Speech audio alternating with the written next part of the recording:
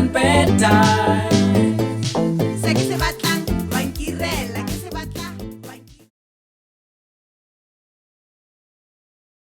Hello everyone out there. Welcome to Kgalajoe. This is your boy and girl, Jusca Plee. So guys, today we're talking about our journey, our sobriety journey. As you all know that we've been on drugs and alcohol, and then we went to rehab together and we decided to stop. So wow, today is such a beautiful day. We just want to welcome everyone to the show Kgalajoe. This is gonna be a very great show. This is actually our first episode, so yeah, we are looking more of Kgalajoe's content. All right, when it comes to today's topic, we'll be talking about from addiction to recovery. I think it is best if we talk about from addiction to recovery, so that we can be able to start where we started in addiction to where we went to recovery.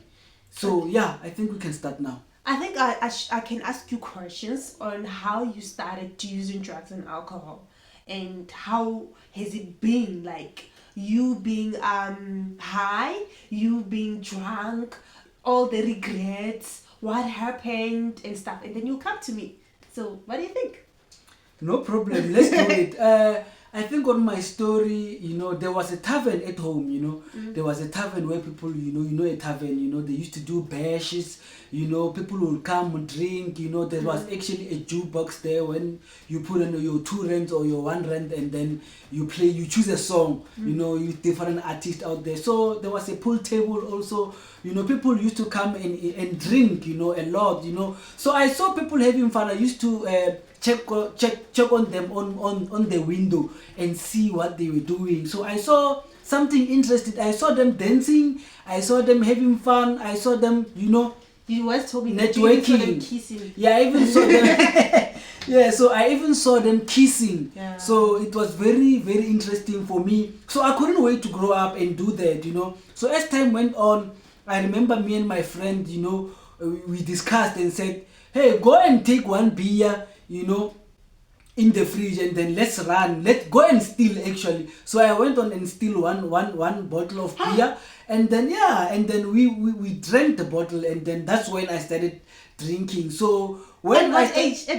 Like, we need to tell people. Yeah, I think I was 15, 16 that time. Oh my god. Yeah, I was very, very young. But because I had access to alcohol, I could steal it. We all had that moment. We all had that moment. I also had that moment whereby I used to steal my I used to live at my aunt's place, and so there was this my aunt's husband.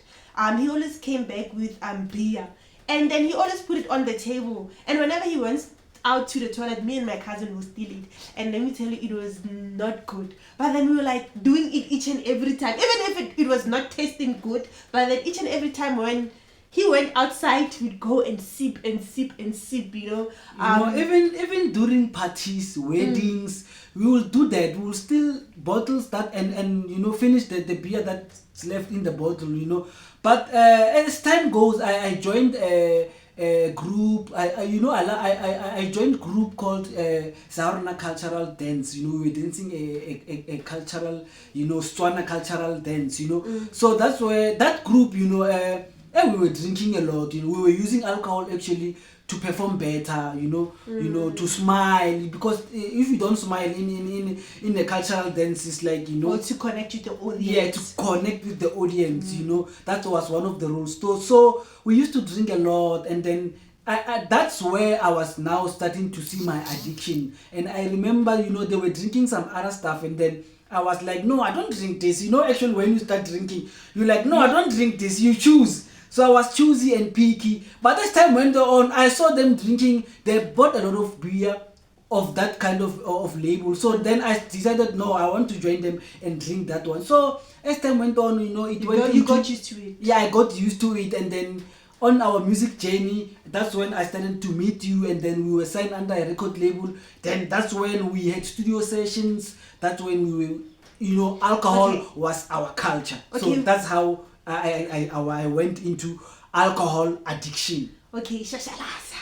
Anyways, we got your story that you started drinking at a very young age, right? Yeah. I also started drinking at a very young age, whereby I was stealing the alcohol, but I was not aware that I started drinking. You know, how funny is that, you know? And I got influenced into alcohol when I started clubbing, you know, and I clubbed a lot, and I loved music by that time, and I didn't know that I'm getting myself into alcohol by the time, you know. I thought it was vibey, I thought it was good. Then I started smoking weed with my friends, but then I was like, nah, this is not me, I can't smoke weed, do you understand? Because it was making me paranoid. I'd see things, you know, I'd be like, oh my god, and they would laugh at me, and they enjoyed that. They will call me and say, let's smoke, because they know that if we smoke together, I'm like, and they laughed at, and they laughed laughing at me, you know. So as time goes on, there comes the music industry, you know. I think I became worse inside the music industry when I met you smoking weed, and you also, you know, I got influenced, because I was not even smoking weed by the time I met you. Remember? Yeah, I remember. I was not even smoking weed. Yeah, you know, on my side, weed was like something. When I started smoking weed in our gospel, you know, gospel group, you know, in Milawa Itsebi gospel choir. We were doing clap and tap. That's why I started smoking weed. So weed brought me something spiritual in me. When I had, you know, singing, when I was singing, you know, I felt somehow, you know, there was a spirit of me, you know, that felt so good. That there was something new about me. So that's when you found us. You know, weed was like a tool that we used to enjoy music and dancing. Thought? Yeah, I thought so. I thought it makes us enjoy, you know. That's how you also got influenced in doing it, because we were smoking then doing music and dancing. You remember? Yeah. And guys, like because I never thought that I would stop smoking, you know, and drinking, because I never thought if ever I stop the drinking. I thought, and smoking, I'm like, oh my god, how am I going to interact with the audience and stuff like that, you know? And now, look at us now. Yeah, and I think we need to also talk about the part that how they ruin our life, how we started being in pain. Because on my side, I was tired. There was a moment when I was tired of waking up early in the morning when I didn't have weed, I had moods. I had different moods. I was angry. I was sad. You know, I was not happy. Sorry to cut you. Don't you think we all do smoke? We all smoke and drink because like we have like the childhood traumas.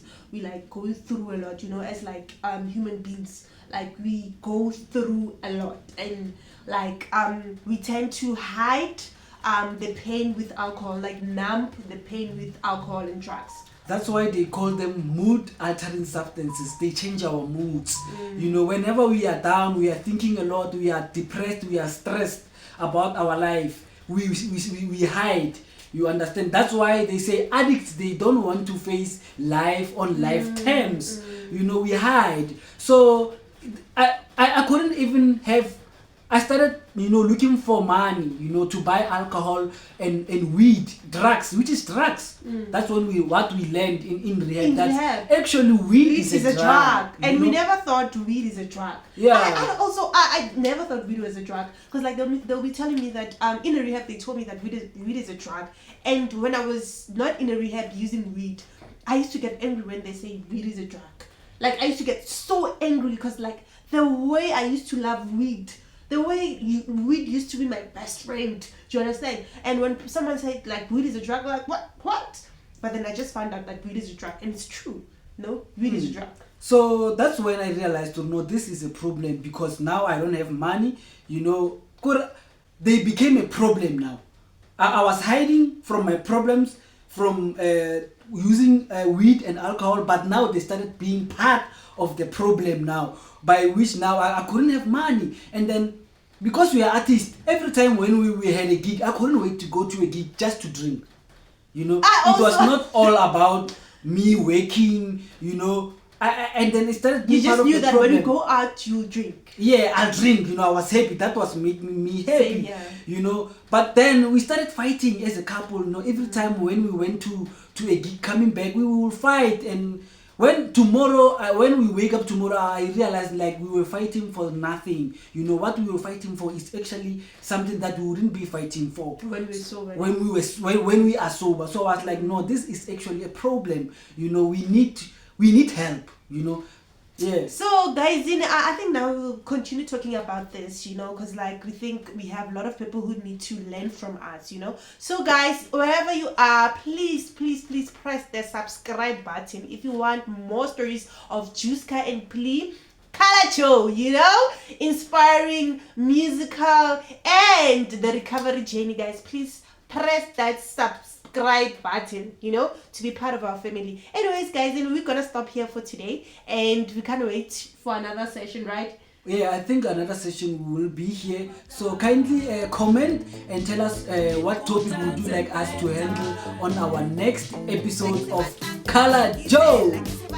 Please guys, don't forget to subscribe. We love you. Thank you so much. Jusca Plee.